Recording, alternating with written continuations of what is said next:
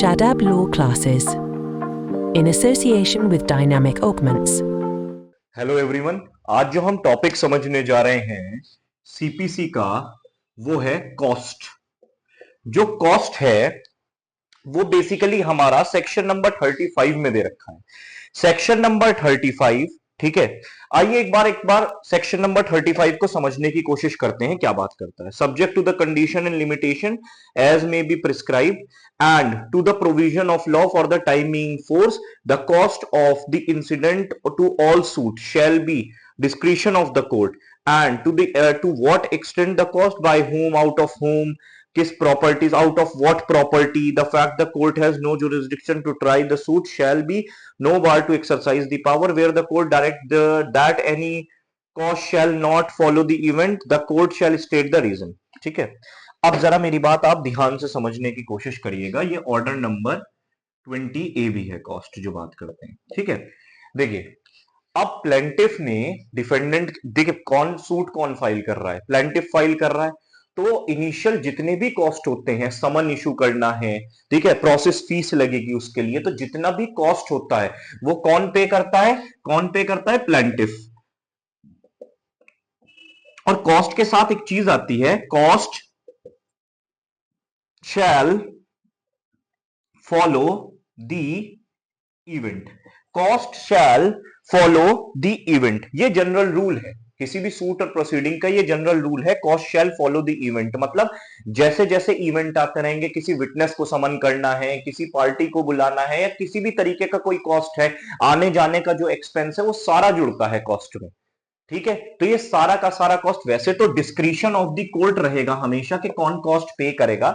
Majorly क्या होता है, जरा ध्यान से सुनिएगा, जो पार्टी मान के चलिए ए ने बी के ऊपर एक सूट फाइल किया था, तो जो भी इस सूट को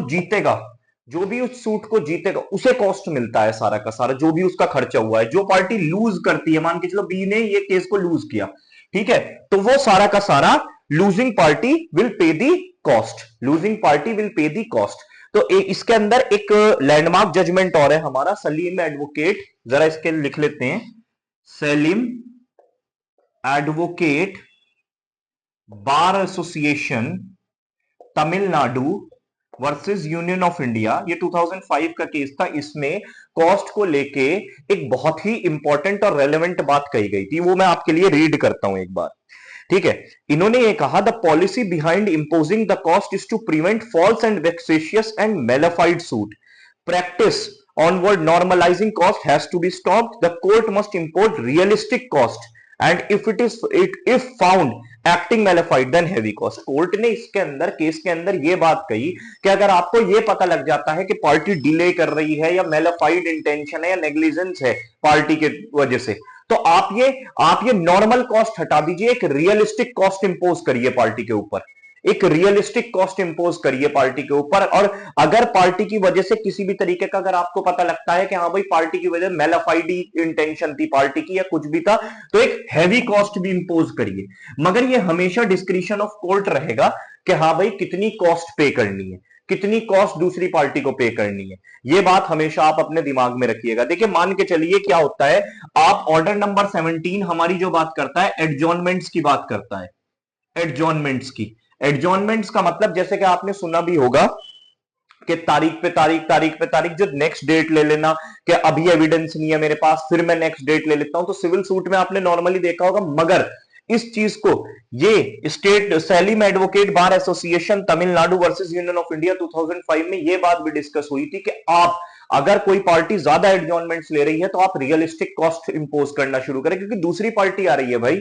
अगर डिफेंडेंट आ रहा है, प्लेंटिफ बार बार डेट पे डेट लिया जा रहा है, एडजॉर्नमेंट पे एडजॉर्नमेंट लिया जा रहा है, तो इससे कोई फायदा तो है नहीं।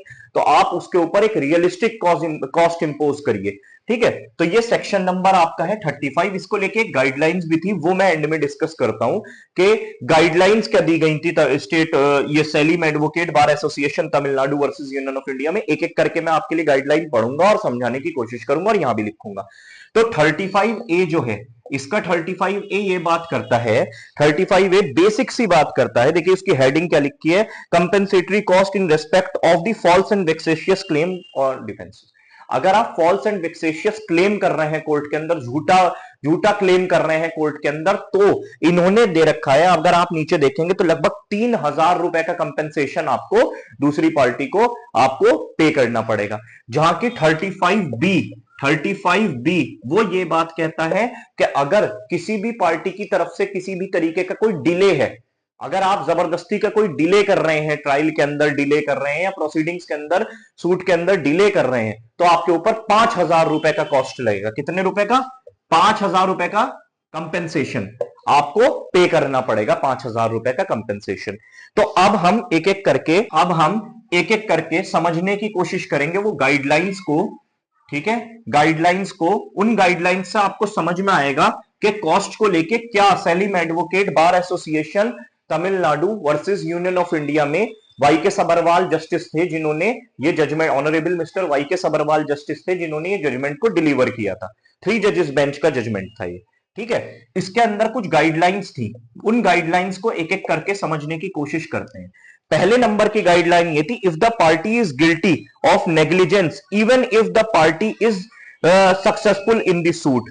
देखो, अगर मान के चलो ए और बी का बीच में एक सूट था, ए इस सूट को, भले ही ए के फेवर में डिक्री आ गई, जजमेंट आ गया ए के फेवर में, भले ही ये जीत गया है, मगर कोर्ट को ये बात पता लगती है कि ये बिल्कुल नेग्लिजेंट था, ठीक है। भले ही ये जीत जाता है तो इसका कॉस्ट को रिड्यूस कर दिया जाएगा। क्या कर दिया जाएगा? इसके कॉस्ट को रिड्यूस, कम कर दिया जाएगा, ठीक है। ओके, सेकंड चीज, तो आप लिख सकते हैं अगर वो सक्सेसफुल भी है मगर पार्टी की वजह से किसी भी तरीके का कोई नेग्लिजेंस या कोई डिले हो रहा है तो उसके कॉस्ट को रिड्यूस कर दिया जाएगा, भले ही उसके फेवर में जजमेंट आया। Second, cost is given according to the issue wise, ठीक है। कॉस्ट जो आपको मिलेगा, जिस भी आपको जो कॉस्ट मिलेगा, जो आपके सूट के अंदर इश्यूज थे उसी के हिसाब से ही आपको कॉस्ट अवॉर्ड कोर्ट करेगा, ठीक है। थर्ड बात ये कह रहे हैं इसमें, party fails material issue then the party will get. देखो, अब मान के चलो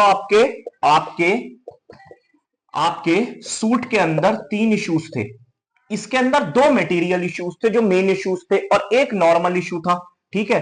तो जो 2 मटेरियल इशू थे, अगर आप उसमें ही फेल हो गए प्रूव करने में, तो आपको किसी भी तरीके का कोई कॉस्ट अवॉर्ड नहीं किया जाएगा, क्योंकि आप नॉर्मल इशू तो आपने जो वो था जो इतना मैटर भी नहीं करता था कोर्ट में, वो चीज हो गई। मगर जो 2 इंपॉर्टेंट इश्यूज थे, ठीक है, अगर उसके अंदर आप प्रूविंग में आप नहीं प्रूव कर पाए तो आपको कोई कॉस्ट अवॉर्ड नहीं किया जाएगा, ठीक है, ठीक है। अब अच्छा, अगर आपकी डिक्री का अमाउंट, जो डिक्री का अमाउंट है वो कम है, इफ द डिक्री या जजमेंट का जो अमाउंट आपको मिल रहा है, जिस चीज को लेकर आपने सूट दिया था, सूट करा था, अगर वो कम है तो आपके कॉस्ट को भी कम किया जाएगा, ठीक है। ये हो गया आपका 4th पॉइंट। अब आ जाता है आपका 5th पॉइंट। 5th पॉइंट कह रहा है, if the party was wrongfully joined, ठीक है, ठीक है, अगर पार्टी को रॉन्गफुली ज्वाइन कर लिया गया था तो भी कॉस्ट बनेगी ही बनेगी, ठीक है। अच्छा जी, अगर इसके अंदर एक लास्ट पॉइंट और हेल्ड किया गया था, ठीक है, इसके अंदर merely because the witness evidence the cost of the party will not get reduce unless it is mala fide on the part, ठीक है। मेयरली बिकॉज विटनेस एविडेंस, ठीक है जी। देखिए, अगर आपके विटनेसेस के एविडेंसेस थे, अगर आपने अपने विटनेसेस को बुलाया है, ठीक है, और मान के चलिए आप केस को हार भी जाते हैं और आपके विटनेसेस आए, तो उन विटनेसेस का कॉस्ट भी जो पे करेगा वो ही पे करेगा जिसने विटनेसेस बुलाए हैं, जिसके फेवर में वो विटनेसेस आए थे, तो उनका भी कॉस्ट आपको पे करना पड़ेगा। तो ये देखिए आप 1 2 3 4 5, आई थिंक आप लोगों को ये गाइडलाइंस भी समझ में आएंगी, जो मैं फिर से रिपीट कर देता हूं, Salem advocate bar association Tamil Nadu versus union of India, 3 जजेस बेंच, ठीक है, judgement delivered 2005, judgement delivered by honourable mister Y K Sabharwal justice, ठीक है। तो कॉस्ट को लेकर आई थिंक आप लोगों को समझ में आ गया होगा। 35 भी मैंने समझा दिया आपको, ठीक है। ऑर्डर नंबर 20 एक बार आप देख लीजिएगा, ठीक है, और कुल मिला के 35A भी हमने देख लिया, 35B भी हमने देख लिया, जस्ट एक आपको रीडिंग लेनी है, ठीक है। आई थिंक कॉस्ट के लिए इतना बहुत है, ठीक है। ये वाली चीज भी है। 20A जो बात करता है, किसी भी तरीके के कोई नोटिस गया है, समन्स गए हैं या जजमेंट की कोई फोटोकॉपी है, सारी चीजों का कॉस्ट जुड़ता है। इवन आप ये समझिए, कोर्ट जो है, मेंटल एंजाइटी आपको आने जाने में, जिस तरीके की जो भी तकलीफ हुई है, सारा कॉस्ट जुड़ता है आप लोगों का, ठीक है, एक सूट के दौरान। तो आई थिंक आप लोगों को अच्छे से समझ में आया होगा, ठीक है। और तब तक के लिए मिलते हैं नेक्स्ट टॉपिक से, तब तक के लिए ऑल द बेस्ट।